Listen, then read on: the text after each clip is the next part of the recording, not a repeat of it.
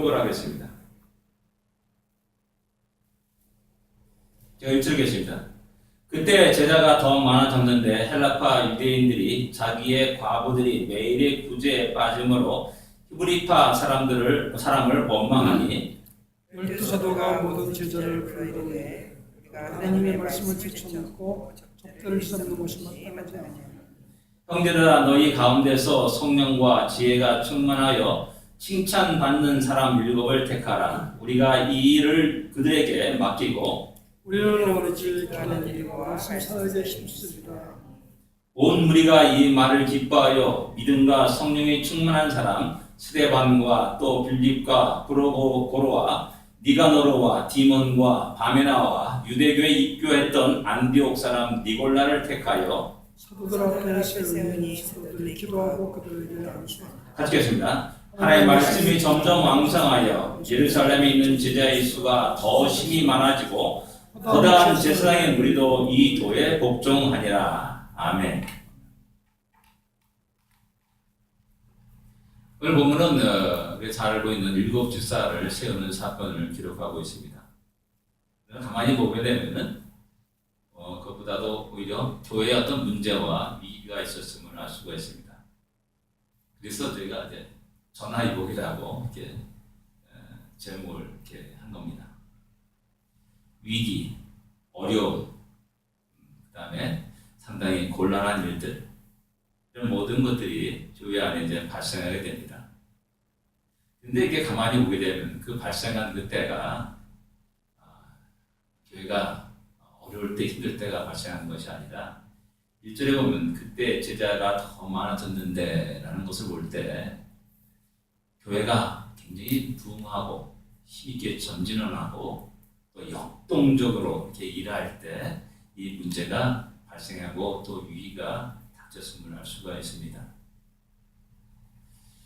이런 모든 것들은 우리가 다시 한번 우리 삶 속에 한번 우리 보통 그러지 않습니까? 잘 나갈 때, 성공할 때, 깜빡 이게 어려움이 있는 것을 모르고 이렇게 나갈 때가 있음을 보게 됩니다. 초대교회의 이 모습은 진정 아름다운 교회의 모습입니다.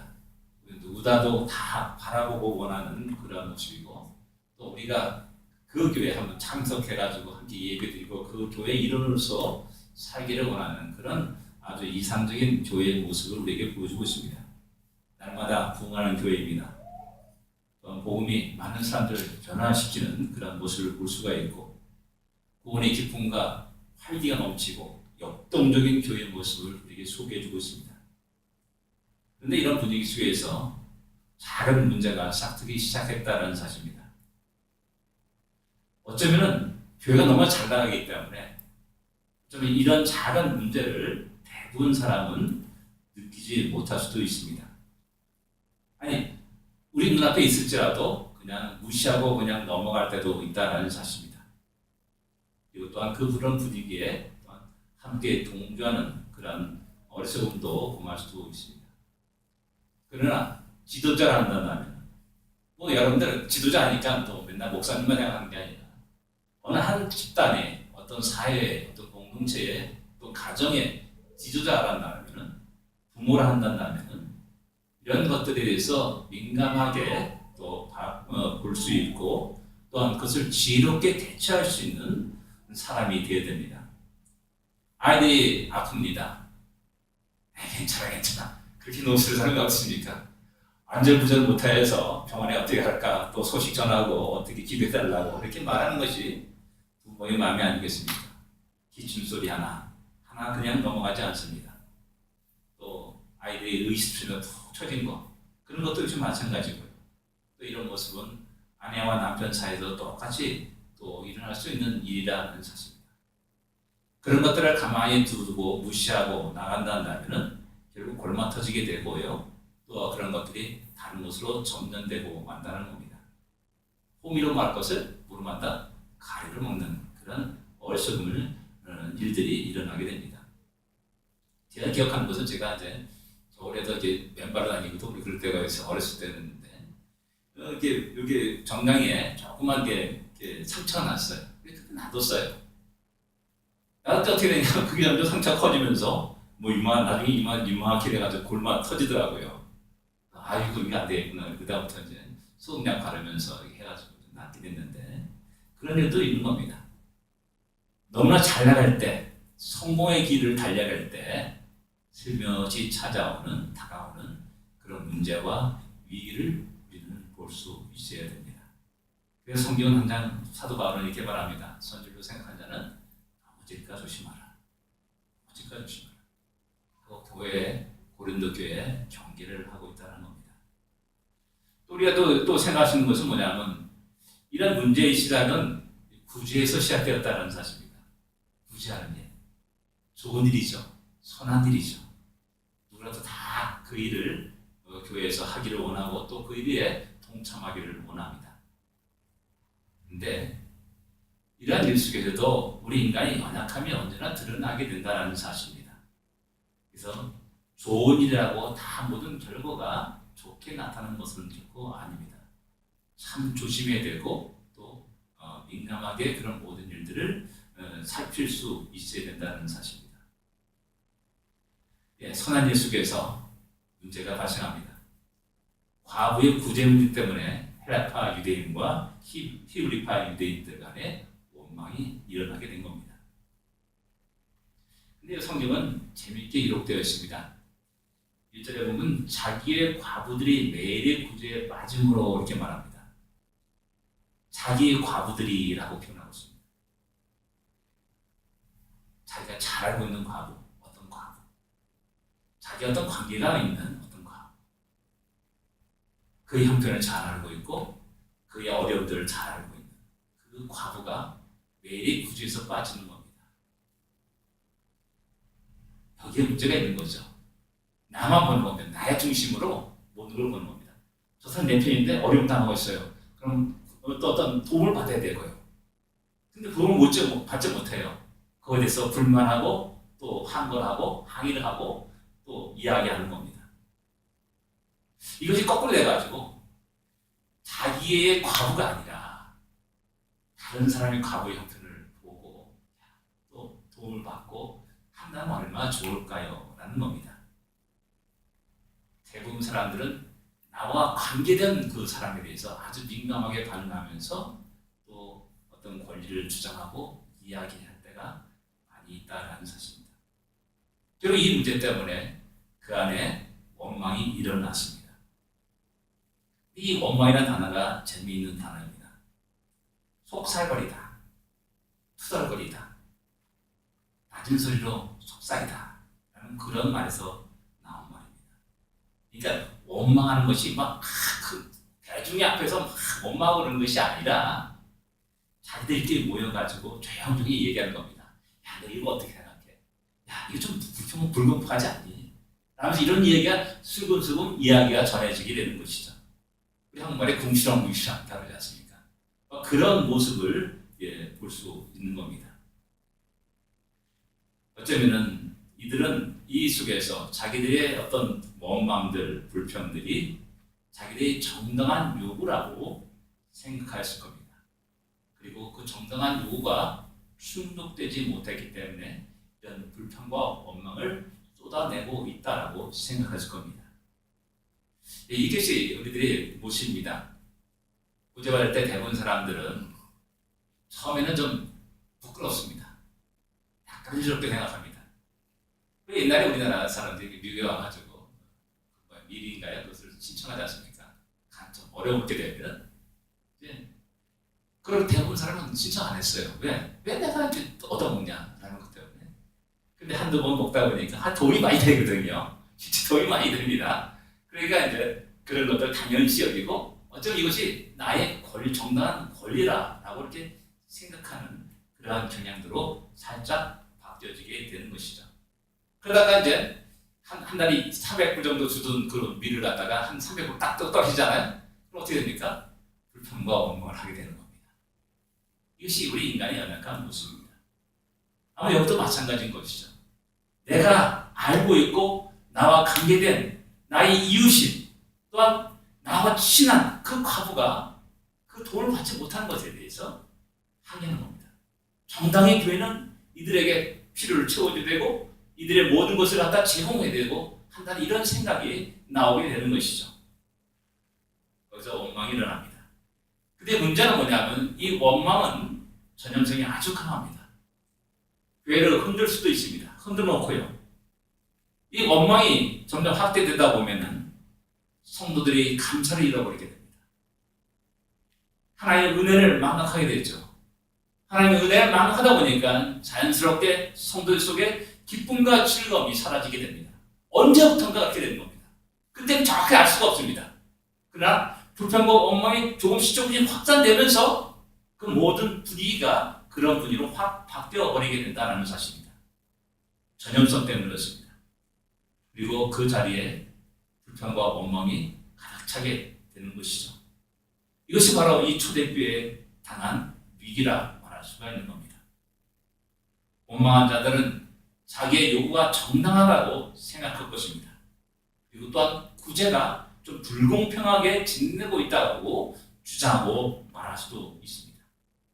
그러나 이런 모든 것들이 그 결과가 얼마나 크게 교회를 흔들었고 교회를 위기로 빠지는지, 나의 심령을 황폐시키는지, 가정을 위기로 몰고 가는지를 바로 볼 수 있어야 된다는 사실입니다.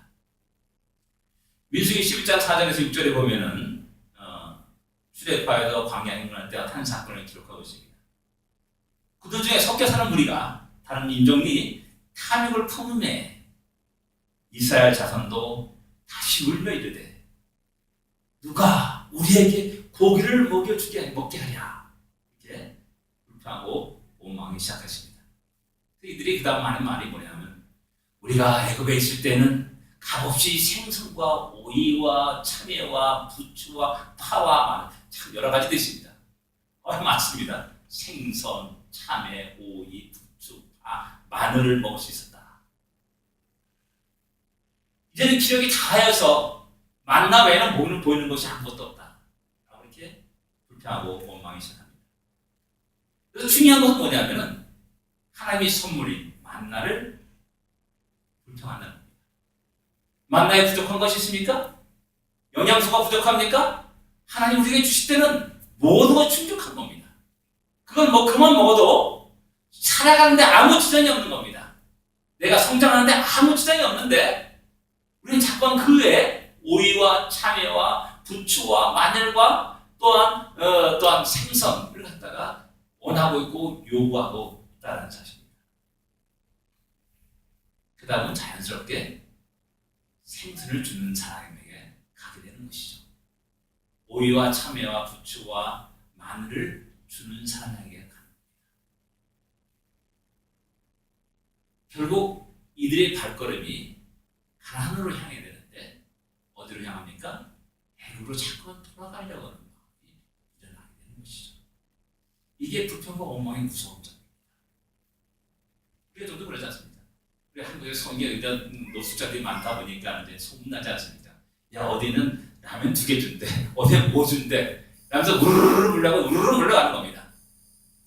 이런 현상들이 교회 안에도 일어난다는 겁니다. 생명은 말씀을 듣기보다는 외적인 어떤 것을 추구하면서 살아가는 사람. 그래서 주님이 말합니다. 주님 말씀이 좀 어려웠던 것 같아요. 그러니까 한 사람 떠나갑니다. 그래서 주님이 제자들에게 놓고 말합니다. 야, 너희들 떠나려느냐? 라고 질문하지 않습니까? 그때 베드로 한 말이 뭡니까? 생명 맛이 여기 계신데 우리가 누구를 겁니까?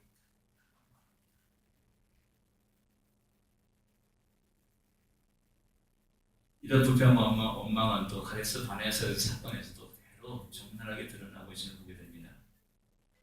여튼 정탐꾼이 들어와서 그 보고를 합니다. 부정적인 보고를 하죠. 우리가 온 회중이 소리를 높여 부르짖고 밤새도록 울었다라고 합니다. 급격히 그 공동체가 와르르 무너지는 그런 위기에 처하게 되는 겁니다. 더 나아서 14장 민수 24장 5절에 보면은 야 우리가 새로운 지도를 세우자, 애굽으로 돌아가자 라는 이런 운동들이 일어나게 됩니다. 단순하게 구제의 문제가 아니라 이 구제를 통해서 원망과 불평이 일어나고 그 원망과 불평을 통해서 하나님이 계획한 그 모든 것들이 무너지는 위기에 닥친 것이라는 사실입니다. 이런 것들을 우리는 자세히 살필 수 있는 지혜가 있어야 됩니다. 내 것만 주장하는 것이 아니라 다른 사람들의 형편도 좀 보면서 내가 우선이 아니라 저 사람 먼저 얘기하고 말하고 또 구제할 수 있는 그런 우리가 되어야죠 합니다. 이런 속에서 이제 사도들이 제자들을 불러 모읍니다. 2절이죠. 12사도가 모든 제자들을 불러 이르되 이렇게 말하면서 그 해결책이 등장하게 됩니다. 그들을 책망한 것이 아니고 그들을 원망한 것이 아니고 그들을 정죄한 것이 아니었습니다. 사도들은 이 사건을 통하여서 교회에 어떤 새로운 변화가 필요하다는 사실을 직감했습니다. 그리고 진정한 문제 해결책을 제시하게 됩니다. 우리는 종종 우리의 날카로운 시선은 문제점을 아주 날카롭게 지적하고 드러내는 그런 경우가 종종 있습니다. 그러나 그것만 해서는 절대 안 됩니다. 어떤 대책, 해결책이 제시되어야 됩니다. 대표적인 케이스가 누구냐면 요셉입니다. 요셉은 바로의 꿈을 잘 해석했습니다. 이렇게 될 것입니다. 7년의 풍년과 7년의 강국이 일어날 겁니다. 잘못하면 다 망합니다. 라고 얘기했습니다. 요셉이 거기서 끝났단다면 그는 총리가 될 수 없습니다. 그러나 그 다음에 그는 그 해결책을 제시합니다. 20%를 거두십시오. 모아두십시오. 하고 이야기합니다. 바로 그것 때문에 요셉은 총리가 될 수 있었습니다. 문제 제기는 누구나 할 수 있습니다. 문제 제기는 애나 어린애 다 할 수 있습니다. 그러나 그 해결책을 제시하는 사람은 많지 않습니다. 진정한 성도를 한다면 하나님의 지혜를 의지해서 그 해결책도 제시할 수 있는 지도자들이 되어야 됩니다. 그 해결책의 가장 중요한 핵심은 뭐냐면 본래로 돌아가자는 겁니다. 근본으로, 처음으로 돌아가자는 겁니다. 가장 중요한 일이 무엇인지를 바로 알고 그 일에 우리의 모든 전력을 다하자는 그 해결책을 말할 수가 있습니다. 그래서 사도들이 그래서 말합니다. 우리가 하나님의 일을 말씀을 제쳐놓고 접대를 삼는 것이 마땅하지 않다. 하나님의 말씀을 제쳐놓고 접대를 일삼는 것이 마땅치 않다. 여러분, 오늘 이 시대는 교회가 많은 사람들이 착각하는 경우가 있습니다. 굳이 하는 일이 교회 일이다. 그래서 사회 봉사하는 일이 교회 일이다. 라고 이렇게 생각하는 사람들이 많다는 겁니다. 믿지 않는 사람이 그렇게 생각하는 것은 관계없습니다. 근데 성도 안에서도 그것이 교회 일이다라고 착각하는 사람이 너무나 많다는 겁니다. 그래서 사도는 말합니다. 우리가 하나님의 말씀을 제쳐놓고 접대하는 것을 일삼는 것이 마땅치 않다라고 말합니다. 교회의 가장 중요한 삶이 무엇이냐? 하나님의 말씀을 전하는 것이라는 겁니다. 근데 사람이 많이 모이다 보니까는 또 거기에 어려운 사람이 모이다 보니까 그 사람을 도와주다 보니까는 이런 가장 중요한 일이 점점 뒤로 물러나게 되었다는 겁니다. 우선순위 뒤로 물러나게 된 겁니다. 그래서 또 우리가 또 생각할 수 있는 것은 뭐냐면 우리가 하나님의 말씀을 제쳐놓고 이 우리라는 말입니다. 이 우리가 누구시겠습니까? 12사도만 해당되는 말입니까? 아니면 12사도와 지금 앞에 모인 제자들에 대한 말입니까? 우리 착각할 때가 있습니다. 교회는 목사가 알아서 하는 거다. 이렇게 이제 얘기합니다. 결코 그렇지 않습니다. 그 다음 7장에 넘어가면은 스데반 집사가 대사들 앞에서 그 말씀을 증거하는 그 내용이 설교가 7장 아주 길게 나타나고 있습니다. 스데반 집사가 여기에 7 집사로 선출된 사람입니다. 그 사람이 맨날 구제하는 일에 온 전력 절실을 했습니까? 그리고 말씀 전하는 일은 사도들의 일이다. 나는 이것만 한다. 라고 했습니까? 아닙니다. 스데반 집사도 말씀을 전했습니다. 빌립 집사도 사마리아에서 말씀을 전거했습니다. 그리고 교회를 세웠음을 우리는 잘 알고 있습니다. 여기서 우리라는 그 말은 사도뿐만 아니라 앞에 모인 제자뿐만 아니라 주 예수를 믿는 모든 우리 교회라고 말할 수가 있는 겁니다. 모든 성도, 교회는 가장 우선된 일이 하나님의 말씀을 전하는 일이라는 겁니다. 사도들은 바로 가장 근본된 문제가 무엇인지 알았고 그 근본된 문제로 돌아왔다는 겁니다. 원래 본래대로 돌아온 것입니다. 이런 면에서 우리 앞에 닥친 여러 가지 문제들, 우리 인생의 문제들, 우리 가정의 문제들, 교회의 모든 문제들은 화가 아니라 복이 될 수 있습니다. 이 문제를 통해서 생각하게 됩니다. 왜 이런 문제가 생겼을까? 찾아보게 됩니다. 그래서 하나님 나를 부르신 목적이 무엇인가? 교회를 세우신 목적이 무엇인가? 나를 구원하신 목적이 무엇인가? 나의 가정을 이루게 하신 목적이 무엇인가를 갖다가 심각하게 생각하게 되는 것이죠. 가장 그 근본으로 돌아가게 되는 겁니다. 돌아보니까 세월이 바쁘게 살다 보니까는 너무나 많이 벗어난 겁니다. 바쁘게 살다 보니까는 그 목적을 잃어버리고 또 근본을 잃어버리고 시험적인 문제에 매달리고 살아가는 우리 자신의 모습을 보게 됩니다. 그냥 먹을 거, 입을 거, 잠잘 거 걱정하면서 치달아 살아갑니다. 성공을 해야 치달아 살아갑니다.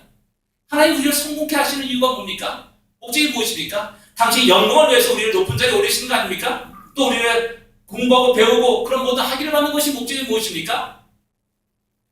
하나님 영광을 위해서 새로운 대기를 의한 것이 아니겠습니까? 우리 잘못하면은 이런 가장 근본의 하나님의 목적을 깜빡깜빡 잊어버리고 살아갈 때가 있다는 겁니다. 오해와 생산과 참회와 부추를 먹고 싶어서 달려가는 그런 어리석음을 범할 때도 많다라는 사실입니다. 알게 되면 소망이 있게 되는 겁니다. 다시 잃어버린 그곳을 향해서 찾아가게 되는 것이죠. 그리고 다시 교회가 회복되는 것입니다. 복음을 전하는 것, 하나님의 구원을 전하는 것, 예수 그리스도를 그 이름을 전하는 것, 그것은 어느 때나 어느 시대나 어느 상황에 관계없이 교회와 성도가 가장 중요하게 다뤄야 할 문제라는 사실을 우리는 잊어서는 안 됩니다. 구제는 그것을 이루기 위한 수단에 지나지 않는 겁니다. 병원을 세우는 것은 그 구원을 선포하기 위한 수단에 지나지 않는 겁니다. 이것이 거꾸로 되면은 안 됩니다. 오늘날 교회의 문제가 무엇이겠습니까? 예수가 없는 교회가 있습니다. 복음이 없는 교회가 있습니다. 지난 주간에 한국 신문에 아주 큰 사건이 하나 당 터졌습니다. 어느 목사님이 성도들 모아가지고 지상당으로 가자 해가지고 저 피지대 들어가가지고 돈을 왕창 갈취해가지고 가가지고 여권을 다 뺏어가지고 학대했던 그 사건이 기사가 떴습니다. 그 사람이 누군가 참 궁금했어요. 과천 무슨 교회입니다. 과천 무슨 교회인데 신옥주 여자 목사님이시더라고요. 교회가 이런 모습입니다. 복음이었기 때문에 그렇습니다. 하나님의 말씀이었기 때문에 그렇습니다. 지상당을 찾아간 거. 피지라고 지상당을 얘기했습니다. 거기 인간이 사는 곳입니다. 연약하고 부족하고 재만한 인간이 사는 곳입니다. 어리석은 사람들이 자꾸만 거기에 속아 넘어가죠. 나 교회 모습을 한번 이렇게 돌아보시고 풍성한 말잔치가 있습니다. 재미있습니다. 지신대 어느 유의가 판을 치게 됩니다. 그래서 과연 참된 진리가 선포되고 전파되는 거냐는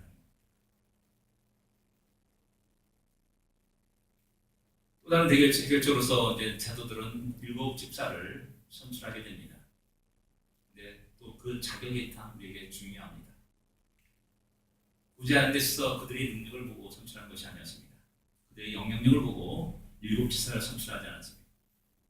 그들의 사회적 신분을 고려해서 선출하지 않았습니다. 그들이 갖고 있는 지식의 유무를 가지고 일곱 지사를 선출하지 않았습니다. 오직 성령의 충만한 자, 성령과 지혜가 충만하여 칭찬을 받는 사람을 선택했습니다. 선출했습니다. 교회는 하나님이 다스리는 집단입니다. 첫째, 하나님의 말씀에 지배를 받는 집단입니다. 영적 원리가 지배되는 집단입니다. 세상의 가치관이 지배해서는 안 됩니다. 하나님의 말씀이 인도함을 받고 하나님의 질서가 세워지는 곳이 바로 하나님의 교회입니다. 그래서 사도들의 권위가 있는 겁니다. 사도들이 불러봅니다. 야, 네가 뭔데 나를 불러 오라가 해 라고 말한다면 하나님 질서는 무너지게 됩니다. 사도들이 부르니까는 야, 일곱 지사를 택하는데 어떤 사람이 택하겠냐 라고 질문하니까 야, 좀 이런 어려운 복잡한 문제는 군인 출신 최고입니다. 카리스마가 있지 않습니까? 명령 탁 하면 참 싸움을 나가는 그런 모습이 있어야 됩니다 라고 말할 수도 있습니다. 추진력 있는 사람이 있어야 되지 않습니까? 또는 구제하기 위해서는 또 피치 못하게 자기 재정을 또 이렇게 내놔야 될 좀 돈 있는 사람이 필요합니다.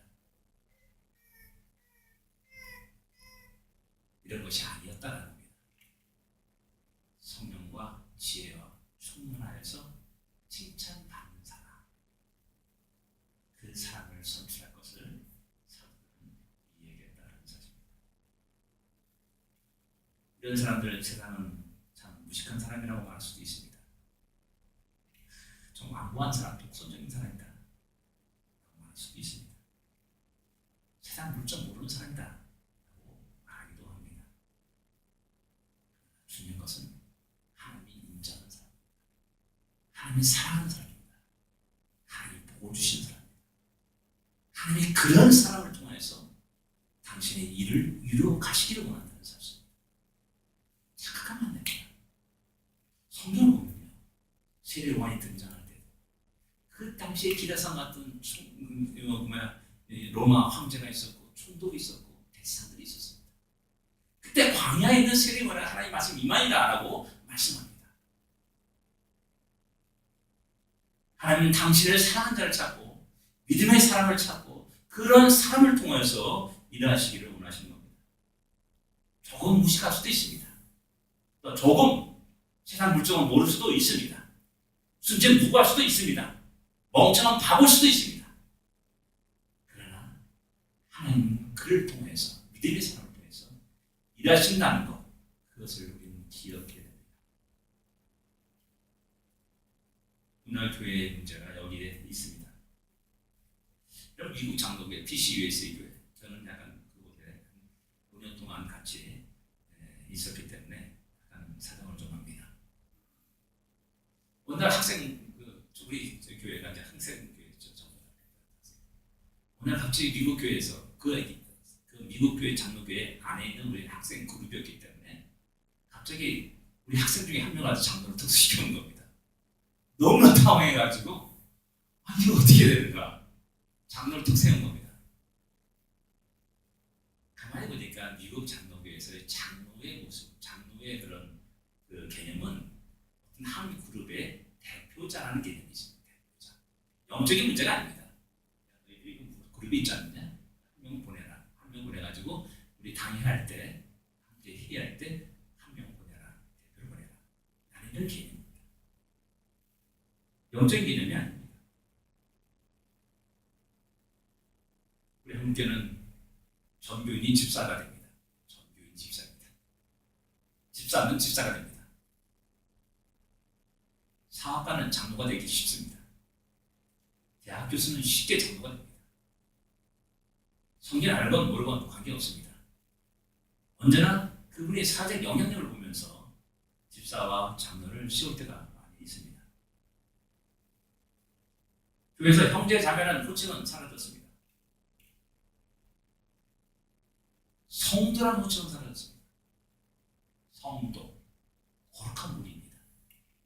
하나님이 성경은 성도라는 이 말을 너무나 많이 성경에 기록하고 있습니다. 성경을 몰라도 성경을 안 읽어도 집사가 되는 세상이 오늘 현재 교회에서 이루어지고 있는 겁니다. 이런 속에서 다시 교회가 영적인 집단으로 하나님 말씀에 순종하고 복종하는 집단으로 하나님이 영적인 원리가 지배하는 집단으로 다시 거듭나야 됩니다. 바로 사도들은 그것을 요구하는 겁니다. 성령 충만하고 지혜로운 사람, 더 나아가서 사람들에게 칭찬을 받는 사람을 택하여야 한다고 이야기하고 있는 겁니다. 초대교회 인간이 있는 곳이기에, 모이는 곳이기에 많은 문제가 있었습니다. 사탄의 아주 교묘한 책략도 있었습니다. 그러나 이 문제를 통해서 교회는 더 나아가고 성장해 나갑니다.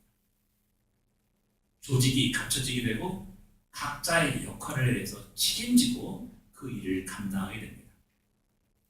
그리고 교회의 본연의 사명을 잊지 않고 더욱 주의 말씀을 복음을 증가하는 모습으로 힘있게 전진해 나갑니다. 이것이 전화 이복입니다. 우리 인생의 문제와 가정의 문제도 마찬가지입니다. 문제로만 생각하면 하나 없습니다. 부담만 됩니다. 걱정과 근심만 됩니다. 그 문제를 통해서 가장 중요한 일, 하나님이 목적하시는 것이 무엇인지를 생각하고 기도하면서 다시 본래로 돌아가는 우리가 되면 그것은 전화위복이 됩니다. 문제를 지롭게 극복할 때 교회는 더욱 성장하게 되었음을 7절에 말씀하고 있습니다. 여러분 다 같이 7절을 여러분 다 하실 것입니다. 읽고 있습니다. 7절입니다. 다 하시겠습니다. 하나님의 말씀이 점점 왕성하여 예루살렘에 있는 제자의 수가 더 힘이 많아지고 허다한 제사의 의도 이도에 복종하니라. 그냥 이게 많아졌다고 표현하지 않고 더 힘이 많아졌다고 표현하고 있습니다. 아주 급속한 그 어떤 부흥이, 폭발적인 부흥이 일어났음을 이야기하는 겁니다. 더 나아가서 허다한 제사의 무리도 이 도에 복종하였다. 제사장들이 누굽니까? 당시 대부분 사두개인들은, 이들은 대부분 사두개인들이었습니다. 사두개인들은 부활을 믿지 않는 사람들입니다. 근데 이들이 예수 그리스도의 부활을 믿게 된 겁니다. 이들은 굉장히 이성적인 사람들이었습니다. 이성적으로 볼 때는 도저히 사람한테 죽었다 다시 살아날 수 있느냐 믿을 수 없었습니다. 그런데 그들이 믿게 된 겁니다. 놀라운 변화가 그 무들 속에 일어나게 됩니다. 우리의 생각에는 도저히 불가능한 일이 저놈은 죽었다 깨어나도 예수 못 믿어 라고 생각하는 사람인데 그 사람이 예수의 부활을 믿게 되는 겁니다. 물론 하나님의 역사가 그 가운데 일어났습니다. 이들이 예수를 믿게 된 그 결과는 무엇이겠습니까?